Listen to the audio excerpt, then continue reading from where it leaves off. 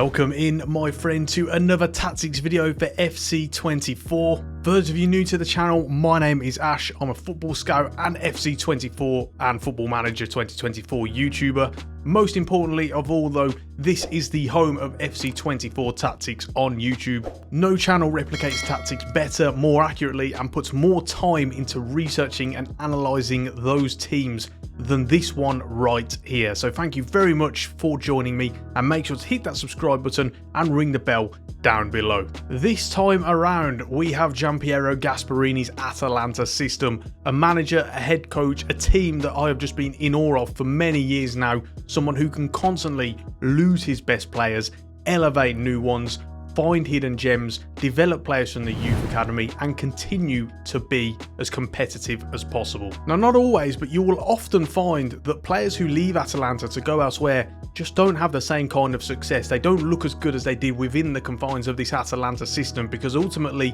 it just elevates players. It makes them better. So as a result, I'm super excited to get stuck into this one today. Let's start off with the formation and the position changes then, shall we? We've seen a lot of adaptations over the course of his career, almost 10 years now at Atalanta, with different personnel leaving, coming and going, etc. Now they've got kind of a 3-5-2, 3-4-2-1, whatever you want to call it. Formations don't really matter. We don't really talk about them that much in football, to be honest. What we do have in terms of the position changes to reflect this though is as follows.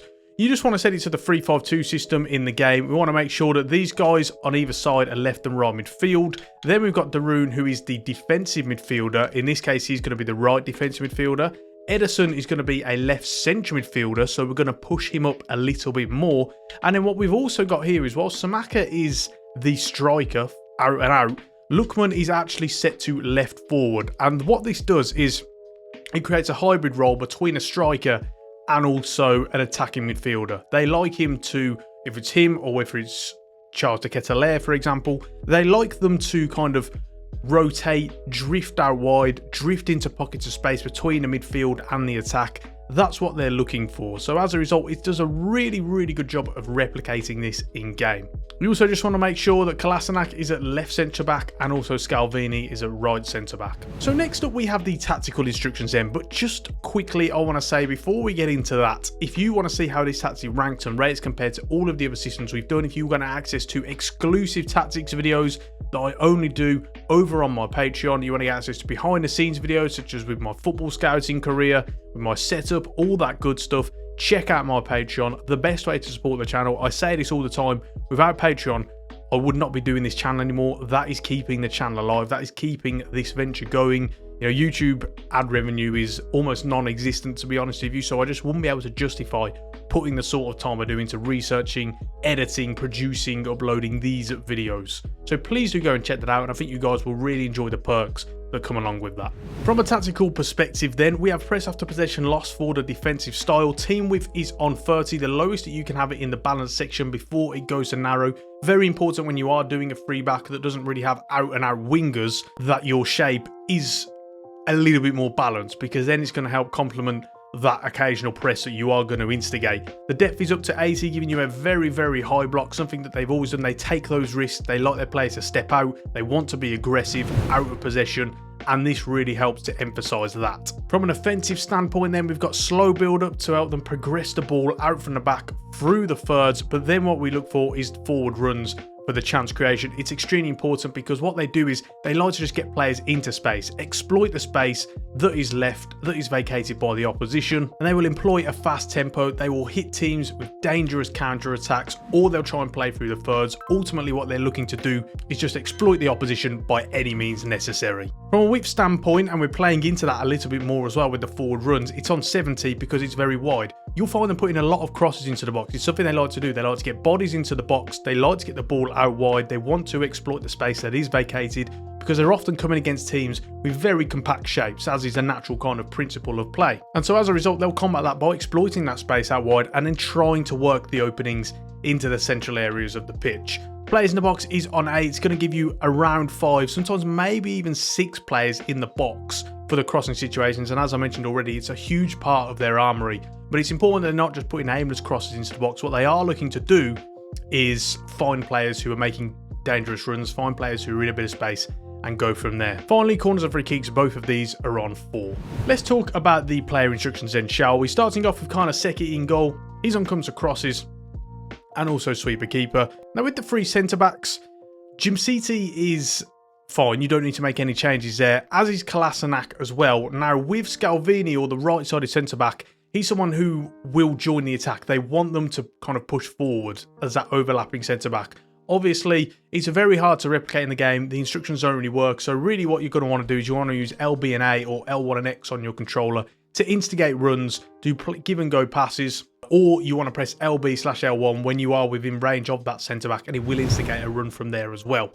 And that's what we're looking to do. It's important that he's on this side because he's going to be on the same side as Darun, who is a defensive midfielder, and he will cover for him.